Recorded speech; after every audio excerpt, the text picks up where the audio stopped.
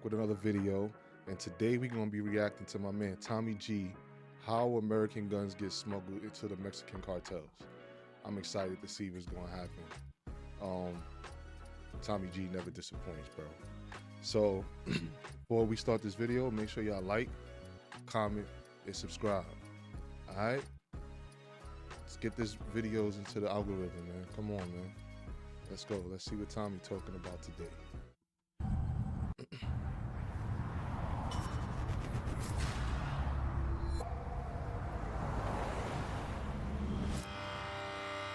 I do get firearms, I send them across the border, make money for myself from that, other people make money from it. Today I'm going to discuss how guns are brought from the United States into Mexico. Would you say you have a dangerous job? Yo, I just want to say Tommy always taking a risk, bro.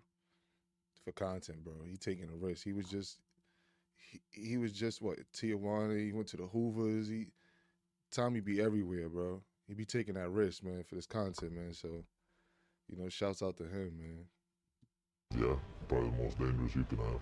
It's literally just storing it away and sending it about its way. So my mom was in jail, I need to put food on the plate.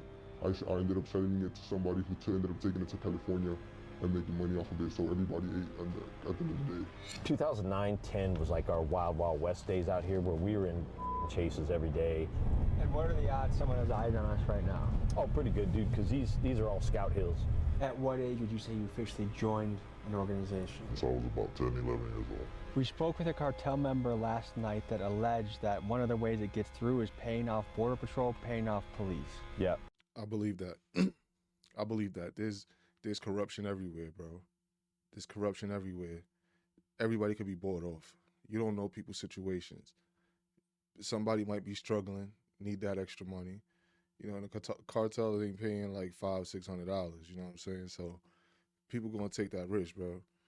You know what I mean? The risk. Sometimes for them, the risk is not better than the reward, or the risk is not better than the reward. So let's get to it. I would not disagree with that. What is the cost to buy a Border Patrol agent? A week, $9,700. In a See? good month, how many guns can you get across the border? I want to say close to that. Yes, it probably is.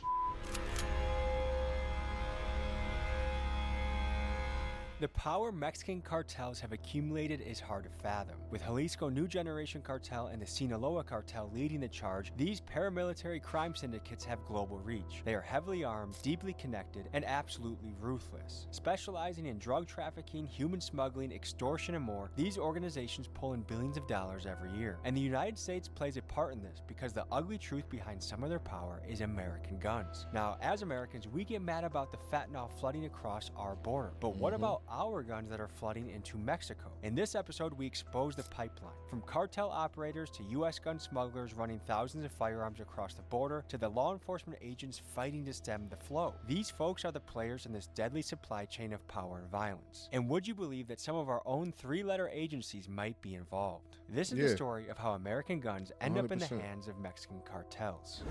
Look, a lot of times, you gotta understand, a lot of times these agencies, bro, they go into other places to disrupt the government, right? They disrupt shit. They like to go and put their 2 cents into things, right? And that's no political thing, but I mean, it is a political thing. You know what I mean? It's not a political thing on my part, but it's a political thing on their part. But in all reality, bro, the amount of things that come into the U.S., because we are like the #1 consumer in the world. Like, we buy, right? We use other countries for whatever they make, right? Like, if they making chips, we using them for that. We invest, we do things. We consume so much that everybody wants to do business with the U.S., and if they can't do business with the U.S., then they go the illegal route. That's just what it is.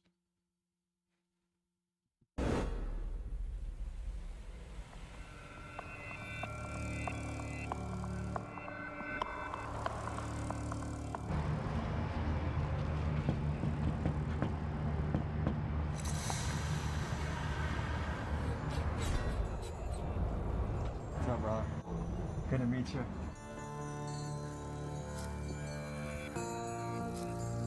He got a drone.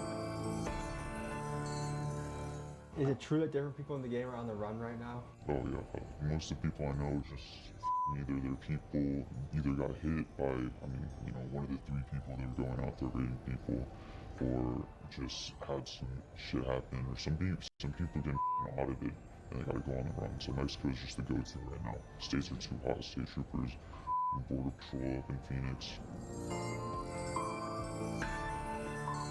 So do you have a fear that if you did a bad business transaction that someone would come looking for you?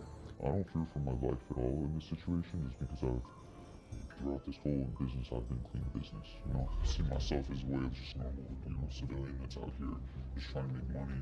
So you're gonna have the gun itself, where the gun is, who's the one that's either gonna get it or who has it. I go buy that off that person at a price where I can make a profit for myself. Or I send someone into a store to go get something from me, and I have my people that I sell it to at a pretty good markup.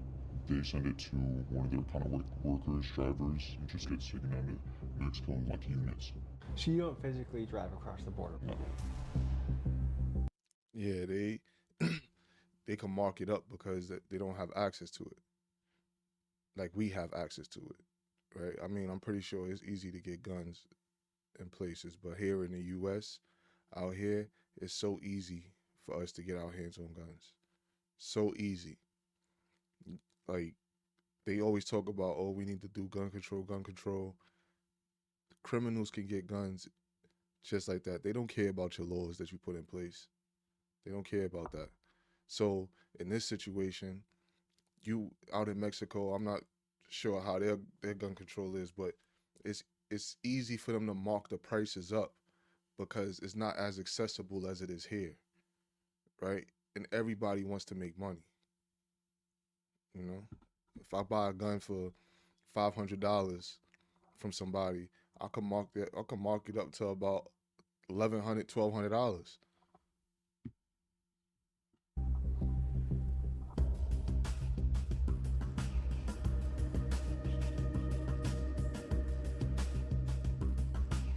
Would you say you have a dangerous job? Yeah, probably the most dangerous you can have. Because you're not just dealing with, legal issues, you're also dealing with territorial issues. For those not familiar, the Sinaloa Cartel is one of Mexico's most feared and notorious drug cartels. It was led for years by El Chapo Guzman, a ruthless kingpin famous for running a global crime empire and escaping a Mexican prison in 2015 through a mile-long tunnel. He was recaptured in 2016 and extradited to the United States, where he's now being held in ADX Florence, America's most secure prison. He's locked up alongside people like infamous gang leader Larry Hoover and the Boston Marathon bomber. And with They so scared when they get it when it comes to the Mexican cartels, they don't want to get locked up in the U.S. They don't, because they know they don't got the pull that they got in Mexico, right? Like out here, that's cut off. I mean, granted, they can still get word, but it ain't gonna be as accessible as it is out there. Look at El Chapo right? How many times he escaped? Had shootouts with the police, escaped, had tunnels, all kinds of stuff, right? They got that kind of pull out there. When they get out here and they get sent to them federal prisons and the ADX Florence, when they get sent to those places, bro, they lose contact with the outside. They gotta go by the rules here. And they don't make it comfortable for them. That's why a lot of times they be scared to come out here. You got some that don't care, because depending on where you go, a large population of the prison system is Mexicans or Spanish. It might not be particularly Mexican, but it's Spanish. They run together. So they can go in there and still have the pull inside, running inside, but the way that they would do it in Mexico, it wouldn't happen here. El Chapo behind bars, Sinaloa's future has never looked more uncertain. But make no mistake that from Chicago to California, Omaha to Phoenix, the Sinaloa reach is still quite powerful.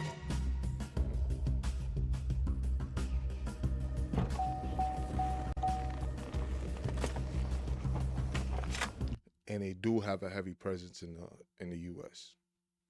Like, we're not even going to bypass that. Like, it's just out there in Mexico. No, they have a big presence out here too. All right, folks, we have a sheriff pulling up from Pinal County. He's had a lot of experience in the field. We're going to be interviewing him as well. You have the wildest collection of patches that I think I've ever seen.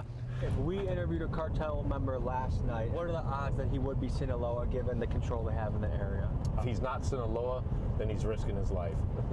What's your process to do it? It's literally just storing it away and sending it about its way. And are you physically driving it in a car, or do you have other people do that? No, you know, there's a chain of command and there's people that do that. You can go into a gun store right now and buy, you know, your typical mini-me, something like that for $9,000. But if it falls out the back of the truck, I can get it for $5,000. Do you work for $9,000 for a mini-me. A mini-me. Which he probably talking about like your small handguns. $9,000. Now, I don't know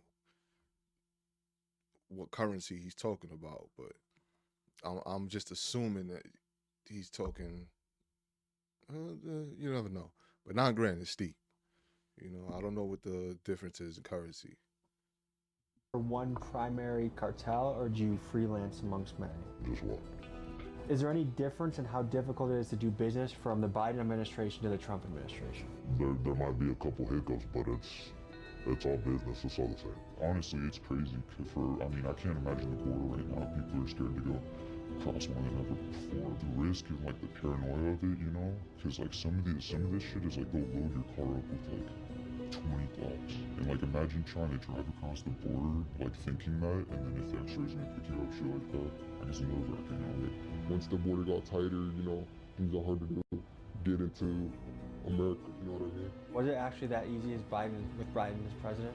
I felt like there was a lot more things coming in. Is it noticeably more difficult now that Trump is in office? Yeah.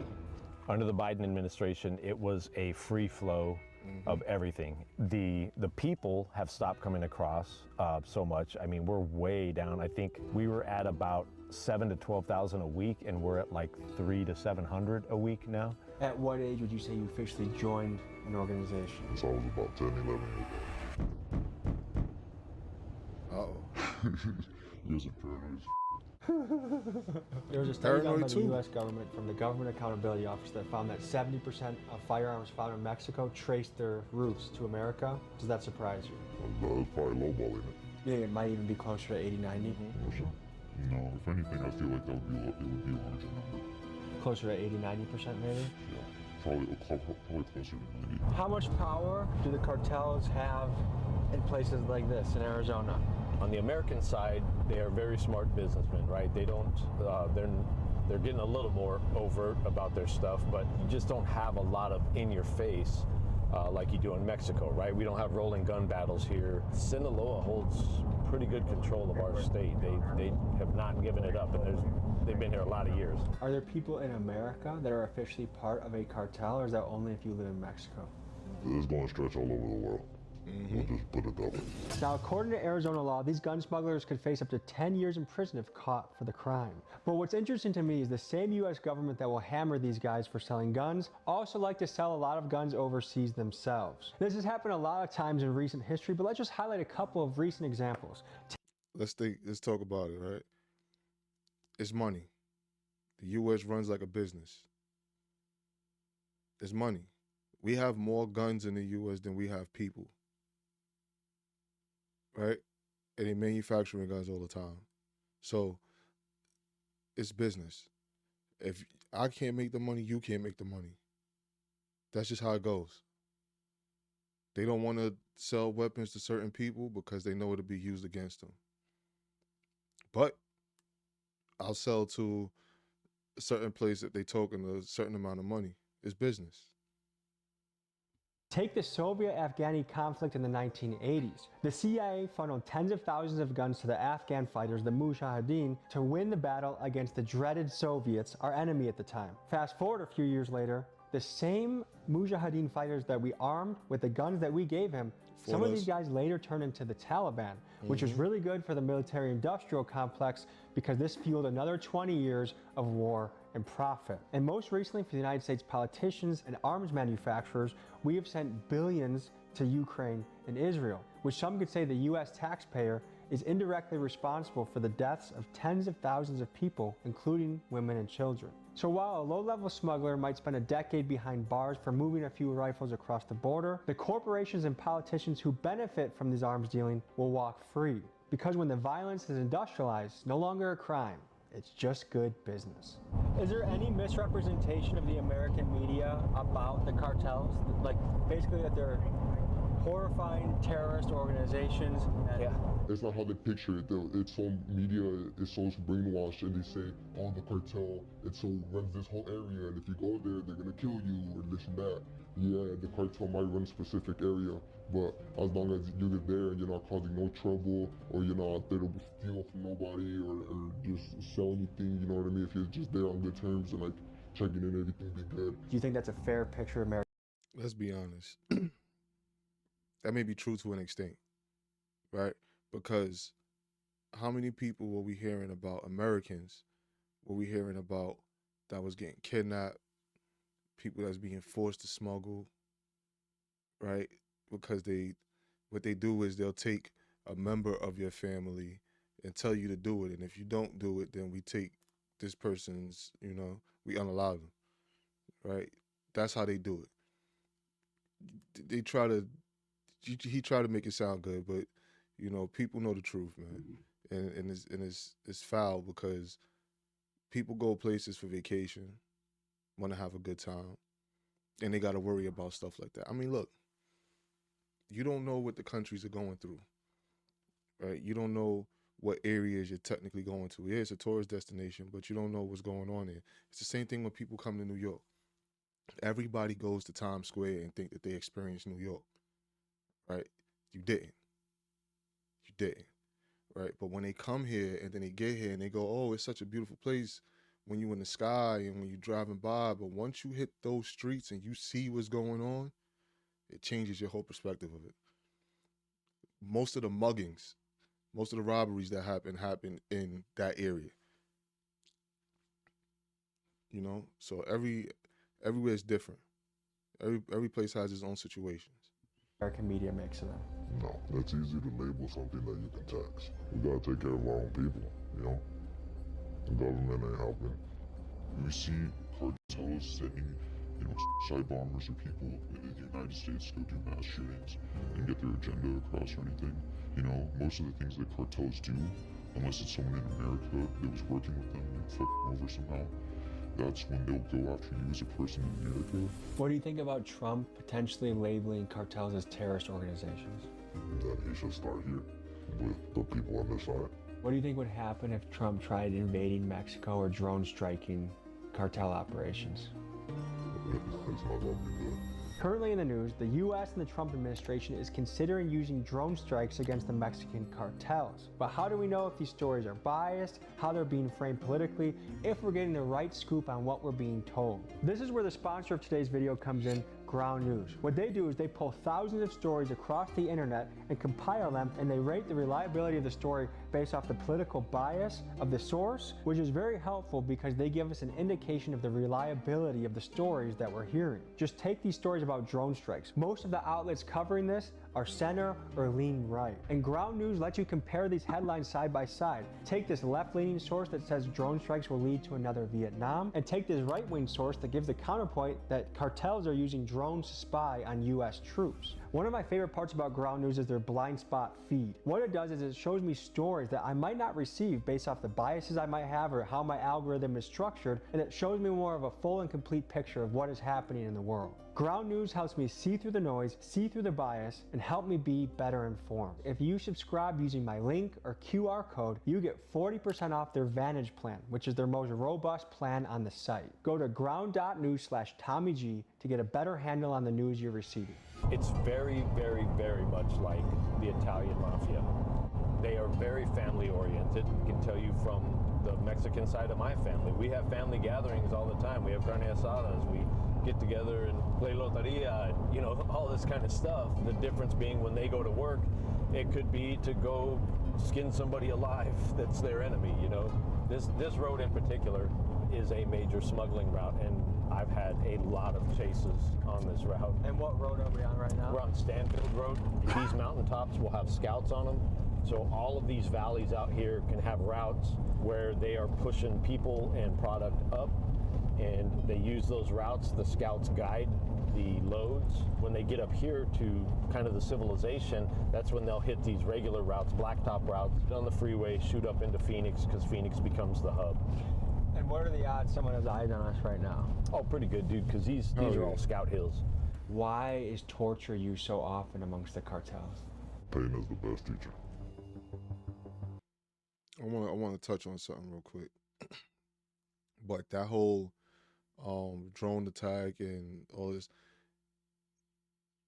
you talking about the cartel versus the U.S. military. There's no way the cartel wins that. I don't care how strong people think they are, how dangerous they are. You're talking about high-tech weapons. High-tech. They don't even have to enter the country to win a war.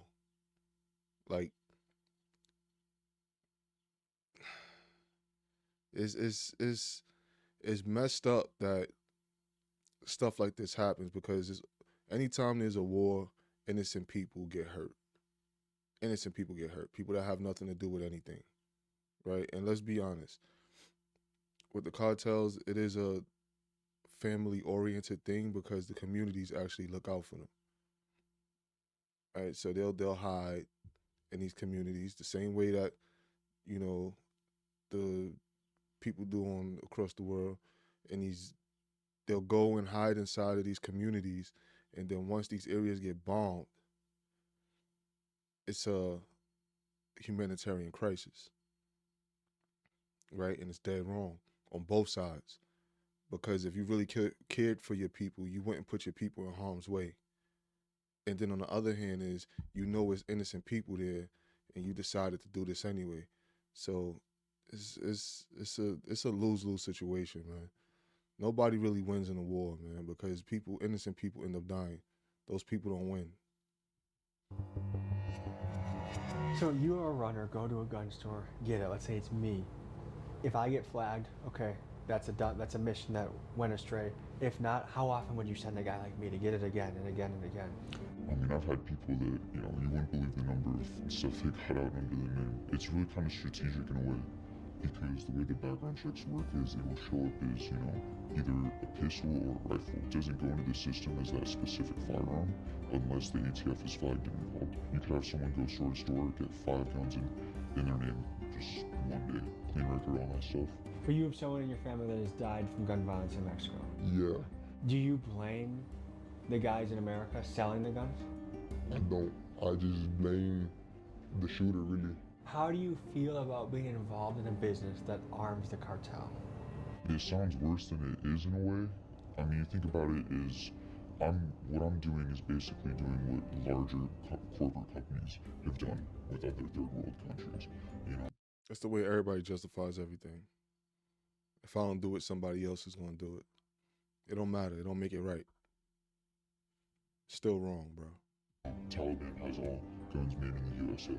What I do is I still make those people money. You know, the big corporate, big gun industry still gets money from me, but I also make some money myself in a way by just doing what they're already doing, but on a smaller scale.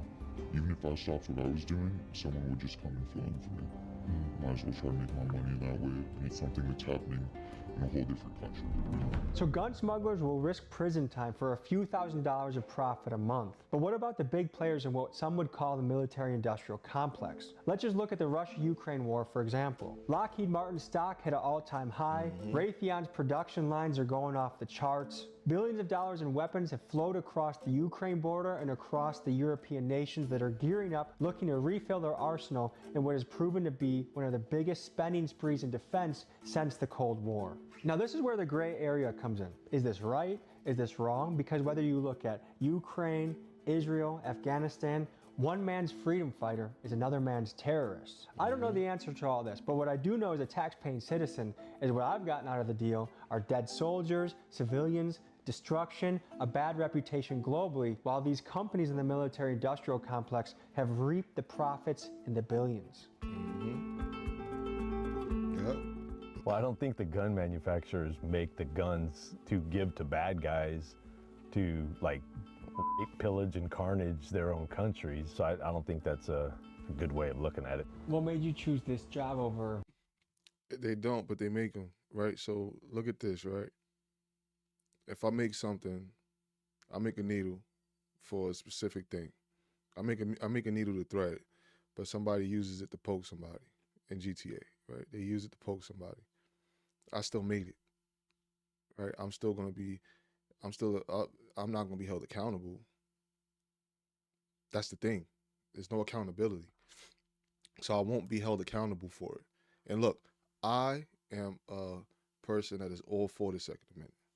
I believe that everybody should have the right to bear arms, right? But it should be, we should be harder on certain things in this country because the mass shootings. Look, I was just this morning, I just seen something happen in South Carolina. They said it was an isolated incident. I didn't read too much of it, but they said like 11 people were hurt. You know, that's like it's become the norm here in the U.S. And even though it is like highlighted so much here in the U.S., it happens in other countries. It happens.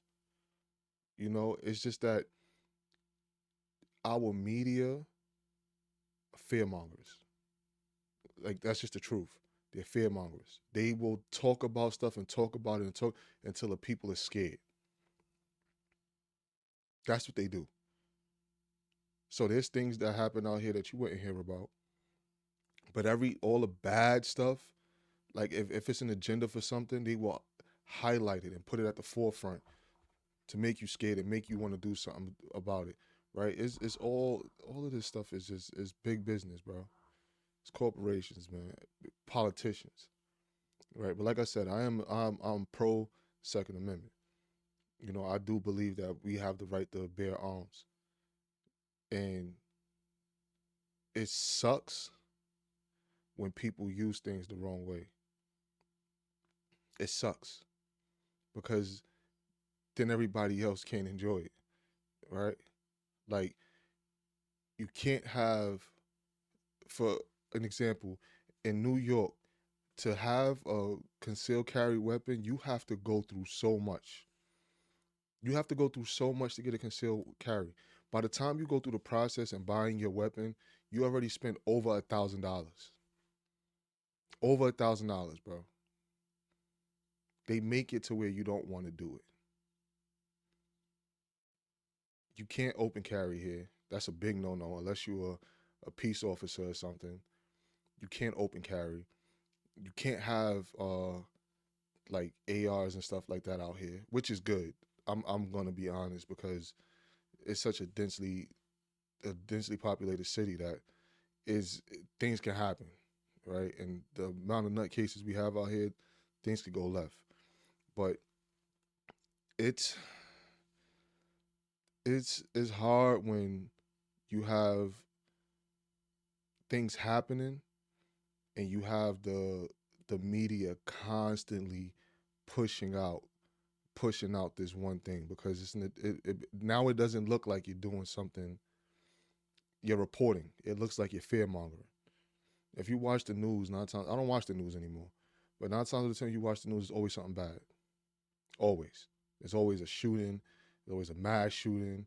There's always something mass, right? Let's get back into it, man. Anything else you could have done? Honestly, the thrill of it in a way, and just a large interest in guns on my part. The money's there. I got lucky with, finding some people. Honestly, I think this is a lot morally acceptable than drugs, safer than drugs, less corrupt, less dangerous, So my mom was in jail, I need to put food on the plate. And then once people started offering me guns for product, and like tremendously, like no product was like damn near getting a gun for free. That's really what changed my eyes because of some kid who went and robbed the car and found this in a gun in the car, and he was scared to have it at home. So he came to me and he said he didn't want that. He'd rather have a little bit of weed. How much weed do you think you gave him? Probably like 7 grams. And like that same night, I ended up selling it to somebody who ended up taking it to California and making money off of it. So everybody ate at the end of the day. 2009-10 was like our wild, wild west days out here, where we were in chases every day. Load vehicles, stolen vehicles going south. So they would go to Phoenix. They could have a stolen vehicle out of West Phoenix down here within about 40 minutes. And so they would run stolen south. They would cross them over because there's parts of the border just south of us that are just barbed wire fence like this. So they would cut that shit, drive across, and drive the stolen into Mexico, load it up with dope, and then drive it back northbound under the dark of night. And so we would be out here in night chases with them, going after blacked out vehicles, chasing them through the desert, trying to get them before they got to I-8. The scouts would all coordinate their movement. So we would have counter scout operations where us and Border Patrol would work together to try and take the scouts off the hills when we knew loads were coming, so that they were flying blind essentially. And then under the last presidential administration, it was so wide open that they didn't need any of that stuff. Nobody was stopping them. So, and there were so many of them that there was just a flood of people coming through, a flood of dope coming through. Border Patrol was tasked out in all these other areas. It was like Thermopylae for us, man. I mean, we were up against, tens of thousands of people, and it's really not even our job, right? The immigration piece is not the sheriff's job, but we were stuck with a lot of this stuff.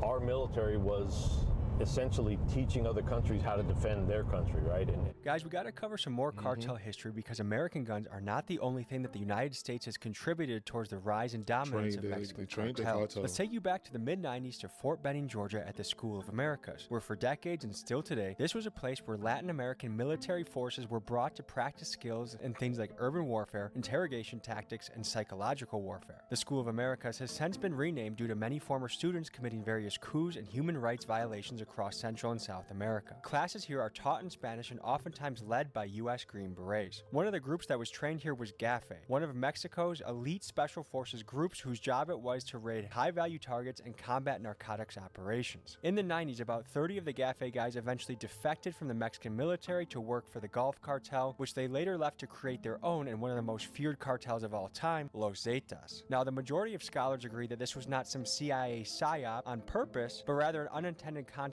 on the part of the United States. However, there are known cases of former special forces guys being put on cartel payroll to teach their soldiers and sicarios advanced tactics. Just food. This is why I say that the U.S. should keep their nose out of other people's business. Because we go to these places, we train these people, and then eventually end up becoming radicals of the state or whatever. And then they end up turning against them. And then we end up having to go in because it's something that we created. Right? We need to keep our nose out of other people's business, bro. Because you hear it all the time. Every time a new group pops up, oh, they were trained by the U.S.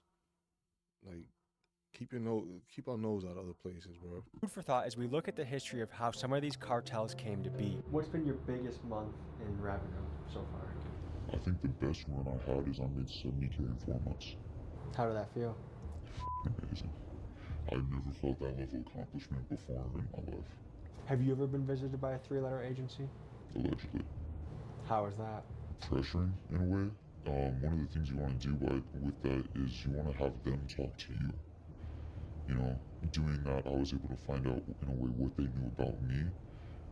Where also I reflected where I went wrong, other factors, and how much they knew, So you kind of stayed silent and let them talk? Yeah. this is the Obama solution here. So someone could be camping out here and someone's hustling a load. Yeah, and we've had that happen where there's been people out here either hunting or just camping for a weekend, and they'll have a stolen vehicle in the middle of a chase, run right through their campsite and blasting up here to the interstate to get away from the cops. And so this whole area is kind of, again, just like the other area, all the high points, you're gonna have scouts. There's usually scouts on this hill, and there's scouts a little bit deeper in, and so they're watching over the valleys. The cartel member we spoke with last night said that if drone strikes were taken against the cartel, we really escalated against them, there would be a ripple effect where they're going to escalate the violence here and try and, I mean, do you see that as a potential chess move that really results badly for the American citizens? No. If they just look historically at the U.S., they would understand that that's a really stupid statement to make. I think it was Japan that woke up the dragon, right? I don't think they understand what they're saying. Like, that's fine to say, and there's a lot of machismo in that. Like, hey, if you mess with me, you come after my family, I'll come after your family. That's all fun and good, but when you go to war on the U.S., that's a whole different level of f***ing with us that we're not going to put up with. And I don't think they understand the hate that would come their way if something like that were to happen. Do you ever have sympathy? That's the one thing about the U.S., we have our differences amongst each other. We always at each other's necks about different stuff. The minute you mess with us as a whole, you attack us, we take it personal. Everybody comes together, right? So not only are you dealing with the U.S. military, you are dealing with the U.S. citizens. Like, let's be real. Like, you won't win that. You won't win that war. You won't win that war. You're talking about going against one of the most advanced, if not the most advanced military in the world. They don't even have to step foot in your country to go to war with you. They don't. They will, but they don't have to. So there is no winning. There's no winning.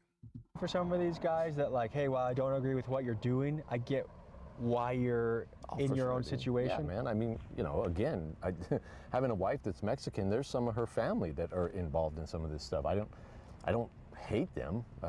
It's family, and they're doing what they think they need to do to your get wife, by. bro? And again, it's all circumstantial, man. What you're facing in your life and how you're dealing with it, I definitely have sympathy for that. I don't think it's right for them to do what they're doing to get their money or to get ahead or whatever, but I can't fault them for trying to get ahead and do well for their family. People, I think, in American media, like, it's almost like these guys are monsters. Like, are these guys just normal people in a way? Yeah, they're normal guys and gals in the sense that, just like us standing here, we can sit and have a conversation. Now, in the right circumstances, would one of them kill me if they could? Yeah, absolutely. And it doesn't get real personal. They're just trying to do their thing. And so it is what it is. So you would have survived business on your own from an early age? Yeah, well, I have my sisters, really. It was really my sisters helping to hold it down. Once I seen, like, the pressure put on them, it takes a toll on you and me, you know what I'm saying? Like, I'm the youngest of 9. When my mom was locked up and my father passed away, you know what I'm saying? It was really just me and my siblings. And I have my older brothers don't have papers, they're in Mexico, you get me? And one of them already died. So it's just me and my sisters, and then I have a brother who really be on his own world. So I really had to, like, either step in or step out. Once you get into this, like, the money is here, this is really what makes you, a little bit as that extra, especially now in this society where the bills take up everything, all the money you make, every job you have, every dollar you make is gonna go to a bill. You get me? At least now, right here, I'm able to feed my family, pay my bills, and still, go have some fun. Are a lot of these guys balling off of this? If we were to catch a group right now, they look like hammered dog shit, man. They just beat up because they've been hiking for 4 or 5 days through the mountains. A lot of times they're drinking a concoction of, like, meth and fentanyl and cocaine, and so they're all wired up, not feeling shit.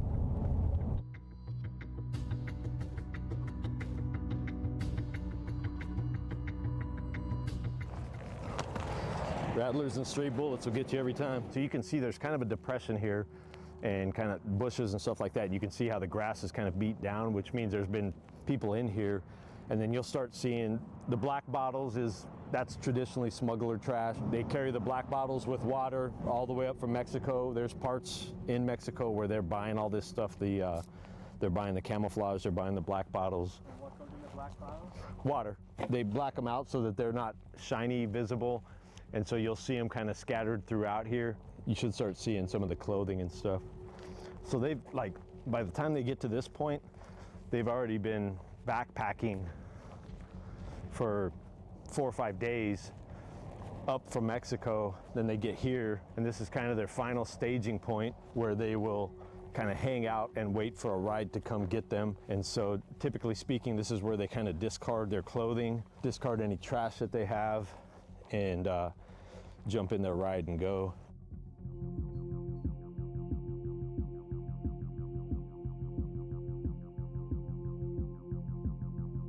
So they'll get in this little cut here, and you can kind of see from the grass pressed down, they'll just get in here, rest, and wait for their ride to come get them. And I mean, we're 10 yards off of Interstate 8, and so car will pull up, give a signal, they'll jump out of this spot, go load into the car real quick, and then they're off and running. One thing they did start doing too is when they know that we are onto them because of the stuff they're leaving behind, they would start collecting it all into a trash bag or whatever, and then they would have one person take it off 100 couple yards away so that it didn't give away their position as much. Do you have any opinion of the new Mexican president, Sheinbaum? Like, has she changed things at all with how you guys do business? Money talks. So it's business as usual. Mexico officials are being paid off, police forces are getting paid off, and business keeps going? Yeah. How hard is it to bribe a police officer? Here? Well, yeah, I guess compare America and Mexico. That's the same. You can bribe people here? Oh, yeah. What percent of cops in border towns in Arizona would you say are in some ways paid off? At least 3/4. At least 3/4? Oh, yeah. And how much does it cost to buy a cop? It just depends. If it's a one-time thing, you throw them a couple grand. And if it's an ongoing thing, you put them on the salary, you give them, 3 or 4 grand a month. There's really that many American cops on payroll like that? We spoke with a cartel member last night that alleged that one of the ways it gets through is paying off Border Patrol, paying off police. Yeah, I would not disagree with that.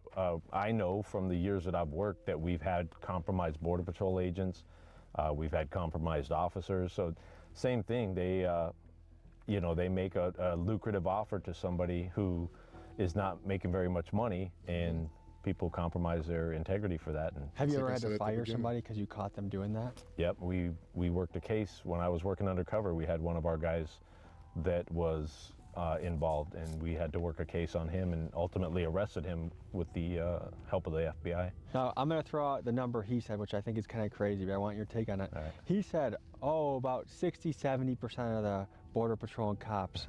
He's full of shit. Not on the U.S. side. The Mexico cops are more easily compromised, and on that side, it is the threat of violence, because way back when we talked to a compromised Mexico police officer, and he told us it was as simple as this. I was trying to be a good local cop. I was just watching traffic, and I was stopping speeders, and I got blocked in by 2 vehicles, and a guy gets in the passenger side, and he said, "Hey, you know who I am?" And he said, I knew who he was. He was a local cartel boss. And he said, "Hey, we want you to work for us. All you have to do is not be on this road from these times to these times," right? And the guy said, "No, I'm not. I'm an upstanding citizen. I'm not part of your crew, none of that crap." They said, "Okay, here's a picture of your wife and family, and we have eyes on them right now. And you basically have 60 seconds to make your choice, whether you're with us or against us.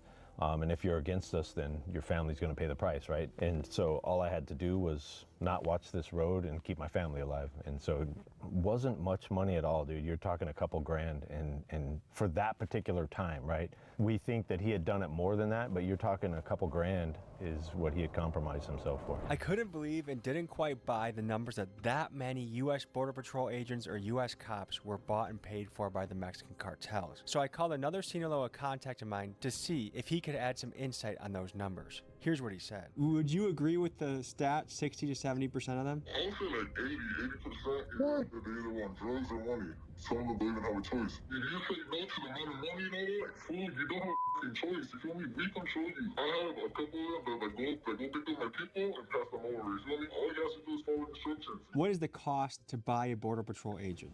A week, 9,500. But remember, some of them would get a kilo, some of them want some kilos, some of them want some yellow, you feel me? So some of them want money, so some of them drugs. Even after talking to this guy, I still doubt those numbers. I feel like these guys only come in contact with Border Patrol agents that are corrupted, so in their view, all of them are. But I just can't believe that the majority of Border Patrol agents are bought. I just don't think it's true. Let me know what you guys think in the That's crazy. It sounds wild.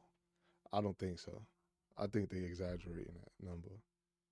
You have people that get into that force and they don't care about the money, bro. But I mean, 80%, 80%. That's damn near the whole thing. That's crazy, man. I don't believe that shit. In the comments. What you make in a day here is what you make in a month over there. My brothers live off $150 a month, USD. Let that sink in. I can make that in one sale. One gun transaction you give me, I can make way more than that in one gun transaction and send that over right there. In a good month, how many guns can you get across the border? I want to say close to 1,000. 1,000 guns? Close to 1,000. The cartel guy we spoke to last. I'm starting to think that this nigga's a capper, bro. I'm starting to think that he just yapping, bro. He on camera. He want to be heard, bro, because I think he's just a capper, bro. Last night claimed that in a typical month he might be able to get 1,000 guns across the border. Do you think that's credible? Yeah, that's absolutely credible. Is it even possible that he's downplaying it?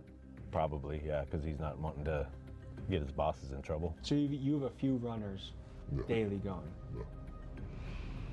Is it with Border Patrol too? You can buy off Border Patrol? Oh, definitely. So like, do you have to, because obviously you don't just stroll up there and ask, like, do you have to meet him at a bar? Do you have to, like, how do you initiate this? They're sent to train. What does that mean? They're sent to the academy. Tell me about the clashes going on right now. Are things fairly stable, or is there a lot of battles happening? No, right? I mean, there's always going to be, a tug of war between powers. It goes through its dormant times. Right now it's active. The danger he's speaking of refers to the war currently happening within the Sinaloa cartel. Since El Chapo's imprisonment in 2017, the group has splintered, with two main factions now holding power. One is led by El Mayo, a co-founder of Sinaloa and some say El Chapo's equal. The other is Los Chapitos, led by El Chapo's sons, known for being younger, flashier, and more aggressive. Their turf war has triggered waves of violence, including this recent story detailing the deaths of dozens of teens in Mexico. And from what I've heard from sources close to the action, this fighting is not expected to end anytime soon. What attracted you to this lifestyle? Honestly, the adrenaline. It's the money. Is it terrifying working for a cartel? Stressful, not terrified. So as long as you follow the rules and kind of do honest business, you're kind of in good standing, there's nothing to worry about? Yeah, you do business as a man. The one thing I wanted to fact check on to see if you had a perspective on is Trump's claim that the majority of people coming over are murderers and rapists. In my boots on the ground journalism, I found out most of the people are just looking for a factory job, fast food job. Right. They're not a murderer. Do you feel like that rhetoric was accurate or a little overblown? I would say that depends on the area, dude. Because like this area right now, we see military-aged males all camoed out, moving up, and those males are all at that ripe gangster age. And a lot of them, when we jump the groups, they are gang members. So if you're talking this area, absolutely, he's absolutely right. This is Thugville out here, man. It's all gangsters, cartel members, guys that are trying to fly under the radar. You'll have a few good people mixed in with that are really just looking for a better life. The other problem that we saw here in Arizona was a lot of these military-age males, when they got to the border and got across into the U.S., they immediately discarded their passports, any IDs, anything like that. They got rid of them, burned them, whatever they could do with them. Why the hell are you going to get rid of your ID if you're not up to something nefarious? So it did seem sinister. Yes, absolutely. Once you're in this, is it possible to leave, or are you pretty much in it for life? You can step away. Easiest way to put it, you're a reservist at that point. As long as all your corners are covered, you turn into a reservist. So if you're needed and you're called up, you better show up. How dangerous is it for you to even do this interview? I'm risking a lot doing this. I'll put it that way, I'm risking my life. Let's just say that. And folks, for all the readers out there, get this book. I got the link in the description. If you want to learn more about real boots on the ground law enforcement experience, I recommend you get it. Links in description. Power and legends of the Mexican cartels have long fascinated me, and it's my goal to cover the story in Mexico one day if I can find the right contacts to do this safely. Email me at TommyGMcGee123@gmail.com or DM me on Instagram to reach me if you think this might be you. I also wanted to remind you guys to check out Ground News because I think in this era it is more important than ever to be properly informed and aware of what legitimate news might be or whether it's biased propaganda. And finally, let me know in the comments how you think the gun smugglers compare to the military-industrial complex. I appreciate you guys, thank you for watching, and see you next week. Yo, that was a great video, Tommy. But just want to talk about a few things real quick.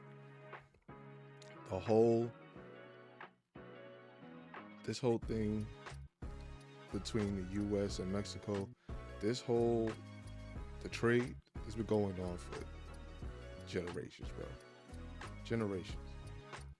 Yo, the weapons smuggling, the drug smuggling, that's something that's been going on for so long, bro.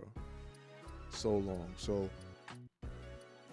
there's networks of things that's in place nobody will understand, right? Cartel is here. They're in the U.S. We know that. And I believe they have a big presence in the U.S. I do. I don't think that is as bad as you would think, but the presence is here. 100%. 100%. There's always like smaller groups that associate with the larger group. So I do believe that they have a presence here. I think Big Bro was capping with a lot of shit. I ain't gonna lie to you. I mean, some of the stuff I do believe, you know, but that 80% of the force is corrupt and that thousands of guns a week, like, I don't know. But y'all let me know what y'all think, man, down below, man. Yo, make sure y'all like, comment, and subscribe, man. And if you want to see the original video, man, go check out Tommy G, bro. I'ma holla at y'all, man. One.